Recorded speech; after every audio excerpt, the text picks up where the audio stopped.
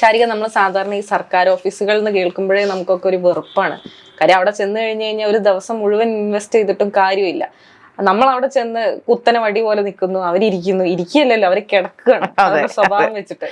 അപ്പം നമ്മള് അങ്ങനെ വെറുകിട്ട് അവസാനം അവിടെ നിന്ന് ഇറങ്ങിപ്പോയിരുന്ന അവസ്ഥയിലേക്ക് പലപ്പോഴും നമ്മൾ പല ഇൻസിഡൻസും കണ്ടിട്ടുണ്ട്. പക്ഷെ ഇപ്പൊ ഡൽഹിയിൽ ഒരു സർക്കാർ സ്ഥാപനത്തിൽ ഇതുപോലെ എന്താ പറയുക, ഒരു വയോധികന് നേരിടേണ്ടി വന്ന അനുഭവം കാരണം, അദ്ദേഹത്തിന് നേരിടേണ്ടി വന്ന വളരെ മോശം അനുഭവം കാരണം അവിടുത്തെ ഒരു സീനിയർ ഉദ്യോഗസ്ഥൻ അവിടുത്തെ ജീവനക്കാർക്ക് ഒരു പണി കൊടുത്തിരുന്നു. കണ്ടിരുന്നു? അത് ഞാൻ വാർത്ത കേട്ടിരുന്നു. എന്തായാലും കേരളത്തിലാണോ എന്ന് വിചാരിച്ചാൽ ഞാൻ അതിന് വളരെ ഉത്കണ്ഠയോടുകൂടി വളരെ സന്തോഷത്തോട് നോക്കിയത്. പക്ഷേ കേരളത്തിലല്ല, ദൗർഭാഗ്യവശാൽ അത് ഡൽഹിയിലാണ്. കാരണം ഡൽഹിയിലെ ഒരു ഓഫീസിൽ ഇഷ്ടംപോലെ ജീവനക്കാർ, ജനങ്ങൾ പല പല കാര്യങ്ങൾക്കായിട്ട് വരുന്ന ഒരു സ്ഥാപനത്തിൽ ഒരു വയോധികനെ പലവട്ടമായിട്ട് അദ്ദേഹത്തെ നിർത്തുന്നു. അവിടെ ഒരു 50ഓളം ക്യാമറകളുണ്ട്, CCTV ക്യാമറകളുണ്ട്. എന്നാലും പലവട്ടമായിട്ട് ഈ വരുന്ന ആൾക്കാരെ നിർത്തുക, കണ്ടിന്യൂസ് ആയിട്ട് കയറ്റി ഇറക്കുക എന്ന് കണ്ട് മടുത്ത അവിടുത്തെ സീനിയർ ഉദ്യോഗസ്ഥർ, അദ്ദേഹം എനിക്ക് തോന്നുന്നു 2005 IPS ഉദ്യോഗസ്ഥനാണ്, അവിടുത്തെ സീനിയർ CEO ഓഫീസർ. അദ്ദേഹം ഈ പണി കൊടുത്തതെന്ന് പറഞ്ഞു കഴിഞ്ഞാൽ ഇതൊന്നും കാണിച്ചിട്ട് ഉമാർക്ക് ഒരു കൂസലുണ്ടായില്ല. ഇതിങ്ങനെ തുറന്നുകൊണ്ടേ ഇരിക്കുകയാണ്, വരുന്നവരെ ഇങ്ങനെ നിർത്തുക, കയറ്റി ഇറക്കുക. ഉമാർക്ക് അവസാനം അദ്ദേഹം അറ്റക്കൈ കൊടുത്ത പണിയാണ് ജീവനക്കാരോട് നിന്നുകൊണ്ട് പണി ചെയ്യുന്നുള്ളൂ. എന്തായാലും മേലുദ്യോഗസ്ഥൻ പറയുമ്പോൾ കീഴുദ്യോഗസ്ഥർക്ക് കേൾക്കാതിരിക്കാൻ പറ്റില്ലല്ലോ. അപ്പൊ അതുകൊണ്ട് എന്തായാലും അവരൊക്കെ നിന്നാണ് പണി ചെയ്യുന്നത്. ഇപ്പൊ അവിടെ എന്തായ അവസ്ഥ എന്ന് അറിഞ്ഞില്ല. പക്ഷെ സത്യത്തിൽ അത് കണ്ടപ്പോൾ അതിനുമ്പോൾ എനിക്ക് തോന്നി വെച്ചാൽ ഇതൊക്കെ നമ്മുടെ നാട്ടിൽ പണ്ടേ വരേണ്ട സമയം അതിക്രമിച്ചിരിക്കും. നമ്മുടെ ഓരോ ഓഫീസിലും, താലൂക്ക് ഓഫീസിൽ, കോർപ്പറേറ്റ് ഓഫീസുകളിൽ, അതോടൊപ്പം തന്നെ പഞ്ചായത്തുകളിൽ, പ്രത്യേകിച്ച് ഗ്രാമപഞ്ചായത്തുകളിലേക്ക് ഇത് മസ്റ്റായിട്ട് വരേണ്ട ഒരു സാധനം. പല കാര്യങ്ങൾക്കും സാങ്ഷൻ കിട്ടാൻ വേണ്ടി എന്തോരം തവണയാണ് കയറി ഇറങ്ങുന്നതെന്ന് പറഞ്ഞാൽ ഇപ്പൊ നമ്മൾ RTO ഓഫീസ് ചെല്ലുവാണെന്നുണ്ടെങ്കിൽ നമ്മുടെ കാശ് മുടക്കി, നമ്മൾ ഫോട്ടോസ്റ്റാറ്റ് എടുത്ത്, നമ്മൾ ചെലാനടച്ച്, നമ്മളിപ്പോൾ ഒരു ഹൈപ്പോത്തിഫിക്കേഷൻ മാറണം, അല്ലെങ്കിൽ RC ബുക്ക്, ഇതിനൊക്കെ നമ്മൾ ചെല്ലണമെങ്കിൽ, ഞാൻ കഴിഞ്ഞ ദിവസം എൻ്റെ സ്വന്തം അനുഭവം പറയുകയാണെങ്കിൽ ചേർത്തല RTO ഓഫീസിൽ ചെന്നിട്ട് നമ്മൾ രാവിലെ ചെന്ന ഞാൻ അവിടുന്ന് വരുന്ന സമയം എന്ന് പറഞ്ഞാൽ 3-3:30 സമയമാണ്. കാരണം അവിടെ ഇരിക്കുമോ ഇങ്ങനെ, നോക്കുമ്പോൾ ആ ഉദ്യോഗസ്ഥനില്ല, പുള്ളി പുറത്തോട്ട് പോയിരിക്കണം, വരും, ഇരിക്കും. ഇത് തന്നെ പണി. നമ്മൾ വേറെ ഒന്നും അവർക്ക് പറയാനില്ല, നമ്മൾ അവിടെ ഇരുന്നോളുക, അവർക്ക് സൗകര്യപ്പെടുമ്പോൾ ഇരിക്കുക. അവസാനം പറഞ്ഞ് അതിൽ ഏറ്റവും വലിയ രസം, നമ്മൾ എത്ര നേരം വേണമെങ്കിലും ഇരിക്കാൻ തയ്യാറാണ്. പക്ഷേ എല്ലായിട്ടും മാഡം ഇതൊക്കെ ഇങ്ങനെ ചുമ്മാ മറിച്ചൊക്കെ നോക്കിയിടണേ, അല്ല ഇത് ചെയ്തില്ലേ? ഞാൻ പറഞ്ഞു ഇല്ല, പറഞ്ഞില്ല. അല്ല ഇതൊക്കെ കൊണ്ടുപോവാ, അക്ഷയ പോയി ചെയ്തുകൊണ്ട് പോവാ, ഇതെല്ലാം ചെയ്യാൻ പറ്റത്തുള്ളൂ.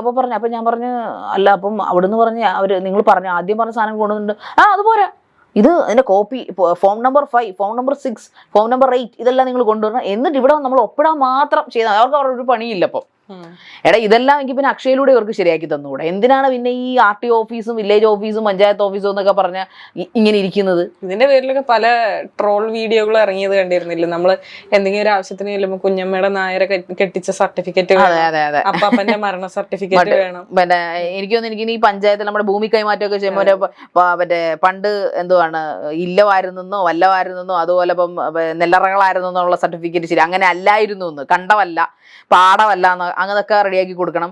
പിന്നെ മുന്നോക്ക സർട്ടിഫിക്കറ്റ്, അങ്ങനെ എന്തെല്ലാം കാര്യങ്ങൾ. അതിൽ ഏറ്റവും വലിയ രസം എന്ന് പറഞ്ഞു കഴിഞ്ഞാൽ ഭയങ്കര അഴിമതി രഹിത ഉദ്യോഗസ്ഥർ എന്ന ഭാവത്തിനാണ് ഇരിക്കുന്നത്.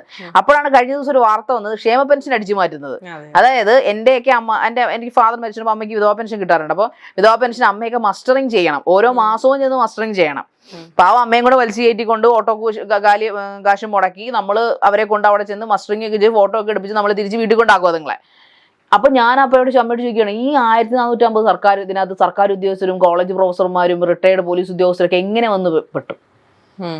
ഈ സർക്കാർ വൃന്ദങ്ങളുടെ അല്ലെങ്കിൽ സർക്കാർ ബ്യൂറോക്രാറ്റ്സിന്റെ കൈകടത്തൽ ഇല്ലാതെ ഇതൊന്നും സംഭവിക്കത്തില്ല. ഇതൊന്നും ഇവർ കണ്ണടയ്ക്കാതെ ഇതെങ്ങനെയാണ് ഇത്രയും സുതാര്യം എന്ന് പറയുന്ന മസ്റ്ററിങ്ങും, അതുപോലെ ഈ കണ്ണന്റെ സാധനം കൃഷ്ണമണിയൊക്കെ പരിശോധിക്കുന്ന സംഭവങ്ങളൊക്കെ ആണല്ലോ, പിന്നെ അതുപോലെ തമ്പൊക്കെ ആണല്ലോ മസ്റ്ററിങ് എന്ന് പറയുന്നത്.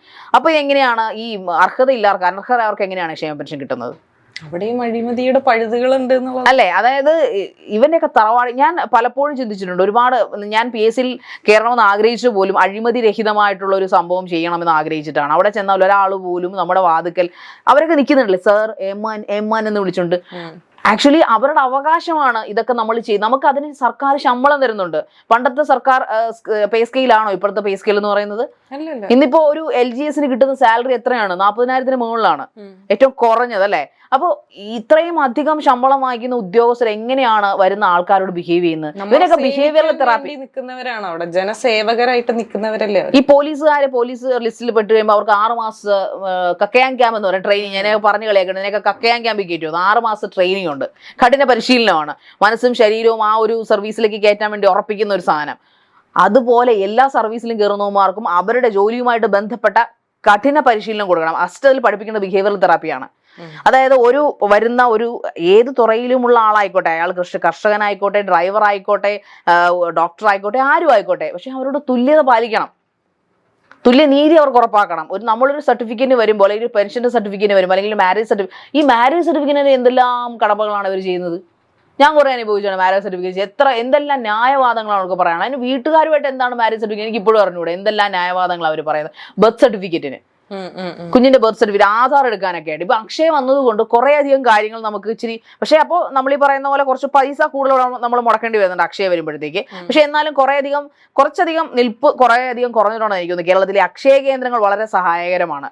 പക്ഷെ അപ്പൊ നമ്മള് കേന്ദ്രങ്ങളിലും ഉണ്ടല്ലോ അക്ഷയ. അല്ല, അപ്പൊ നമ്മൾ ഈ സർക്കാർ സർക്കാർ ഓഫീസിൽ നിൽക്കുന്നതിന്റെ ആ ഒരു പകുതി നിൽപ്പ് അക്ഷയ നിന്നാ മതി. അതായത് നമ്മളിപ്പം 10 മണിക്കൂറാണ് സർക്കാർ ഓഫീസിൽ നിൽക്കുന്നതെങ്കിൽ ഇവിടെ 5 മണിക്കൂർ നിന്നാ മതി. അങ്ങനെ ഒരു വ്യത്യാസം എന്തായാലും അക്ഷയ കേന്ദ്രങ്ങൾ കൊണ്ട് സർക്കാരിന്. അപ്പൊ തീർച്ചയായിട്ടും ഇപ്പൊ പറഞ്ഞ വന്ധ്യവയോധികരെയും വിധവകളെയും പ്രായമുള്ള ആൾക്കാരെയും കുട്ടികൾക്കും പ്രത്യേക രീതിയിൽ പരിഗണന കൊടുക്കണം എന്നാണ് പറയുന്നത്. അതൊരു കൺസിഡറേഷനും പല സ്ഥലങ്ങളിലും നമുക്ക് കാണാൻ തീരെ പറ്റാറില്ല. ഇപ്പൊ നമ്മൾ സർക്കാരിന്റെ ഒരു ഓഫീസിലേക്ക് കയറി ചെല്ലുമ്പോൾ ആദ്യം ചോദിക്കും, മാഡം ഇങ്ങനെ ഒരു സ്ഥലം എവിടെ ഇരിക്കുന്നതെന്ന് വെച്ചാൽ എന്താ, അപ്പം സാർ വന്നിട്ടുണ്ടോ? ഇല്ല വന്നിട്ടില്ല. എപ്പോൾ വരും? അറിഞ്ഞുകൂടോ? തൊട്ടടുത്ത് സീറ്റിലിരിക്കുന്ന സാറിന് അറിഞ്ഞുകൂടോ? വന്നിട്ടില്ല. അല്ല സാർ, എനിക്ക് എൻ്റെ ഈ പെൻഷൻ്റെ പേപ്പർ, അല്ലെങ്കിൽ എനിക്ക് എൻ്റെ ഈ സാധനം ഒന്ന് ശരിയാക്കാനാണ്, കരവടച്ച റെസിപ്റ്റ്, കരത്തിൻ്റെ ഒരു സംഭവം, വീട് നമ്പർ മാറാനാണ്. നിങ്ങൾ അക്ഷയ ചെന്ന് തിരക്കിട്ട് വരൂ. അക്ഷയ ചെല്ലുമ്പോൾ അവർ പറയുന്നത് നേരിട്ട് വില്ലേജ് ഓഫീസറോട് സംസാരിക്കാതെ, അല്ലെങ്കിൽ നേരിട്ട് ഇന്ന കൺസേൺഡ് ഉദ്യോഗസ്ഥനോട് സംസാരിക്കാതെ ഇതൊന്നും നിങ്ങൾക്ക് കിട്ടത്തില്ല. അതുകൊണ്ട് നിങ്ങൾ നേരിട്ട് ചെന്ന് പുള്ളിയുടെ ഒരു ഇൻഡാസ് എഴുതിക്കൊണ്ട് വരാൻ പറയും. അപ്പൊ അപ്പൊ നമ്മൾ ചോദിക്കുന്നത്, പിന്നെ അക്ഷയ അല്ല, ഞങ്ങൾക്ക് ചെയ്യുന്നൊരു പരിമിതിയുണ്ട്. അപ്പോൾ ശരി, ഓക്കെ, അക്ഷയ ഒരു സബ്ബാണല്ലോ. അക്ഷയ എപ്പോഴും നമ്മളതിന് ഇടയ്ക്ക് നിൽക്കുന്ന, അതൊന്നും നമുക്ക് കൂടുതൽ പറയാനായിട്ട് പറ്റില്ല. പക്ഷേ ഈ സർക്കാർ ഉദ്യോഗസ്ഥർ എത്രയോ ലക്ഷക്കണക്കിന് 10,000 ശമ്പളം വാങ്ങിച്ച് മേടിക്കുന്ന ഈ LD ക്ലർക്കുമാരും UD-മാരും അതോടൊപ്പം തന്നെ അസിസ്റ്റന്റുമാരും ഒക്കെ അവിടെ എന്താണ്ടിരുന്ന് കാണിച്ചു കൂട്ടുന്നത്. മിക്ക സർക്കാർ ഉദ്യോഗസ്ഥരും നമ്മൾ സർക്കാർ ഓഫീസിൽ നമ്മൾ ചെല്ലുമ്പോൾ കാണാം, ഒരു സീറ്റിലും ആളില്ല. എല്ലാവരും ഒരുമാതിരി ചിരിച്ച് മറിഞ്ഞ് കുഴഞ്ഞ് പരദൂഷണമൊക്കെ പറഞ്ഞ് ഈ അറ്റ്മോസ്ഫിയർ തന്നെ മാറണം. എന്തുകൊണ്ടാണ് ബാങ്കിൽ ചെല്ലുമ്പോൾ അവിടെ ഒരു ഭയങ്കര വൈബ്രൻസ് ആണ് നമുക്ക്, എസ്പെഷ്യലി പ്രൈവറ്റ് ബാങ്കുകളിൽ ചെല്ലുമ്പോഴത്തേക്ക് ശ്രദ്ധിച്ചിട്ടുണ്ടായിരുന്നു. എന്തുകൊണ്ടാണത്? അവിടെ മോളിരിക്കുന്ന തലയിറക്കും. അവർ ഓരോ മൊമെന്റും വൈബ്രന്റ് ആണ്. അവർ ആ 9 to 5 അല്ലെങ്കിൽ 9:30 to 5:30 6:30 അവർ അവിടെ ഇരുന്ന് അഹോരാത്രം പണിയെടുക്കുന്നുണ്ട്. അവർക്ക് നല്ല ശമ്പളം കിട്ടുന്നുണ്ട്. പൊളൈറ്റ് മാഡം എന്താണ് പ്രശ്നം? അപ്പൊ പ്രായമുള്ള ആൾക്കാരൊക്കെ വന്ന് എന്താ എനിക്കിത് എഴുതാനുണ്ട്, ഞാൻ എഴുതാം. അവിടെ അസിസ്റ്റൻസിന്റെ പ്രൈവറ്റ് ബാങ്കർ അവിടെ അസിസ്റ്റൻസിന് നിർത്തിയിട്ടുണ്ട്. അവിടെ ആൾക്കാർക്ക് മറ്റേ അക്കൗണ്ട് നമ്പർ എഴുതാനും ഇന്ന അതായത് ചെക്ക് ഫില്ല് ചെയ്യാൻ അറിയാത്തവരും എഴുതിയിട്ടുണ്ട് ഒക്കെ ഉണ്ട്. അപ്പൊ ഞാൻ ഓർക്കാറുണ്ട്, എന്തുകൊണ്ട് ബാങ്കിന് അങ്ങനെ അറ്റ്മോസ്ഫിയർ കിട്ടി? ബാങ്കിന് അറ്റ്മോസ്ഫിയർ കിട്ടാൻ കാര്യം എന്ന് വെച്ചാൽ അതിന്റെ മേധാവികളാണ് അത് ചെയ്യുന്നത്. ഇങ്ങനെ ചെയ്തില്ലെങ്കിൽ പണി പോകും. എങ്കിൽ എത്ര രൂപ ശമ്പളം ഉണ്ട്? ഈ പറയുന്ന സർക്കാർ ഉദ്യോഗസ്ഥകളൊക്കെ ശമ്പളം ബാങ്കിൽ കൊടുക്കുന്നുണ്ട്. പക്ഷേ അവർ എത്ര പൊളൈറ്റ് ആയിട്ട്, എത്ര നീറ്റ് ആയിട്ടാണ് ആൾക്കാരെ ഹാൻഡിൽ ചെയ്യുന്നത്. എന്ന് വെച്ചാൽ ബാങ്കിൽ എന്നാലും നമ്മൾ ജനറലി ഒരു 80% ബാങ്ക് എടുത്താലും ആൾക്കാരോട് വളരെ മാന്യമായിട്ടാണ് ബിഹേവ് ചെയ്യുന്നത്. കാരണം അവരുടെ കസ്റ്റമേഴ്സാണ് അവരുടെ ദൈവം എന്ന് പറയുന്നത്. മറിച്ച് ഇവിടെയോ പൈസ കൊടുക്കുന്നു, കസ്റ്റമർ അല്ല. അവരുടെ തറവാട്ടിൽ ചെന്ന് നമ്മൾ എന്തോ കത്തുകൾ ചോദിക്കുന്നു, അല്ലെങ്കിൽ തറവാട്ടിൽ ചെന്ന് നിങ്ങളൊരു പേപ്പർ തരുന്നു, കാല് പിടിച്ച് കഴിഞ്ഞാൽ പോലെയാണ് അവര് നമുക്ക് എറിഞ്ഞു തരുന്നു. പല കാര്യങ്ങളും, പല സർട്ടിഫിക്കറ്റ്സിന് വേണ്ടി നമ്മൾ പലവട്ടം ഏതെങ്കിലും ഒരു സർക്കാർ ഓഫീസ് അനുവിന് ചൂണ്ടിക്കാണിക്കാൻ പറ്റുമോ? ചെന്നുടനെ കാര്യം റെഡിയാക്കി തന്നു. ഇന്നവരെ എന്റെ ഇത്രയാമത്തെ വയസ്സിൽ വരെ എനിക്ക് അങ്ങനെ ഒരു അനുഭവം ഉണ്ടായിട്ടില്ല. എന്റെ വീട്ടിലുള്ളവർക്കും അങ്ങനെ അനുഭവം ആയിട്ടില്ല. അങ്ങനെ ഉണ്ടായാൽ കാക്ക മലർന്ന് പറക്കും. അതുകൊണ്ട് തന്നെ ഇങ്ങനെയുള്ള ശിക്ഷാ നടപടികൾ ആരും അവർ ചോദ്യം ചെയ്യാനില്ല. അപ്പൊ നമ്മൾ ഓർക്കും, ഓരോ പ്രാവശ്യം നമ്മുടെ കൂടെ ഒക്കെ പഠിക്കുന്നവര് ഓരോ പുതിയ ആൾക്കാർ പഠിച്ച് PSC കിട്ടുമ്പോൾ നമ്മൾ മനസ്സിൽ ചിന്തിക്കും, ഇനി മാറും. ഇതില്ല. പൊതുവെ ശാരീരിക ശ്രദ്ധിച്ചിട്ടുണ്ടോ, ഈ എന്താ പറയാ സർക്കാർ സ്ഥാപനങ്ങളിലേക്ക് അല്ലെങ്കിൽ സർക്കാർ ഉദ്യോഗം കിട്ടുന്നവർക്ക് ഒരു പ്രത്യേക കോച്ചിങ് കിട്ടിയ പോലെയാണ്. അതിന് തൊട്ട് മുൻപ് ഭയങ്കര പോയിട്ടായിട്ടൊക്കെ സംസാരിച്ചവര് അല്ലെങ്കിൽ വൈബ്രന്റ് ആണ്.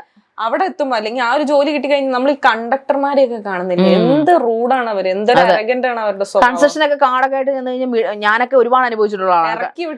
കൺസെഷൻ കാർഡ് എടുക്കാനൊന്നും പറ്റത്തില്ല. നമുക്ക് എത്ര നേരം എനിക്ക് കൺസെഷൻ എടുക്കുക എന്ന് പറഞ്ഞിട്ട് കുത്തിക്കീറി അങ്ങോട്ട് ഇതാണ് കൺസെഷൻ താൻ, പിന്നെ മുഖമൊക്കെ നോക്കിയിട്ട് ഇത് താൻ തന്നെയാണോ എന്ന രീതിയിലൊക്കെ സംസാരിക്കുന്നുണ്ട്. ഒരു കണ്ടക്ടർ ഭയങ്കര റൂഡായിട്ട് ആരോടോ ബിഹേവ് ചെയ്തിട്ട് അയാൾ അംഗനവാടിയിൽ ഒരു മാസത്തേക്ക് ശിക്ഷാ നടപടി ഞാൻ കേട്ടിരുന്നു, ആ വാർത്ത കേട്ടിട്ടുണ്ട്. അപ്പോ സർക്കാർ പിന്നെ KCB ഉദ്യോഗസ്ഥർ കുറച്ചുകൂടെ മാന്യനായ ഒരു പ്രൈവറ്റ് ലിമിറ്റഡ് കമ്പനി ആയപ്പോഴാണ് എനിക്ക് തോന്നുന്നത് അല്ലേ.